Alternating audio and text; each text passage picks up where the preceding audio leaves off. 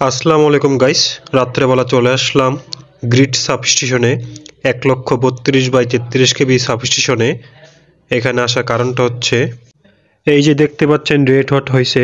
এটা যত দ্রুত সম্ভব রেড হটটা মেরামত করে দিতে হবে, নয়তো বা যে কোনো সময় দুর্ঘটনা ঘটতে পারে এবং লাইন বন্ধ হয়ে যেতে পারে।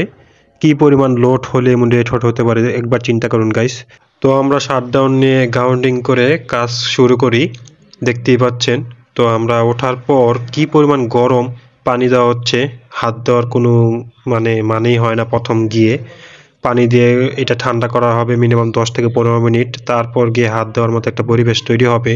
এত পরিমাণ গরম, দেখুন পানি দিচ্ছে কি পরিমাণ ধোঁয়া বাড়ছে। কত পরিমাণ গরম হলে এমন ধোঁয়া বার হয়। তো এটা ঠান্ডা মোটামুটি শেষ, তাও কিন্তু গরম আছে প্রায় অনেক। দেখতে পাচ্ছেন ধোঁয়া কিন্তু বেরোচ্ছে। আমরা কাজ করা শুরু করে দিয়েছি, কাজ শেষ। এখন দেখতেই পাচ্ছেন রেড হট নেই, লাইনটা চালু করা হয়েছে। এই হচ্ছে আমাদের দৈনন্দিন কাজের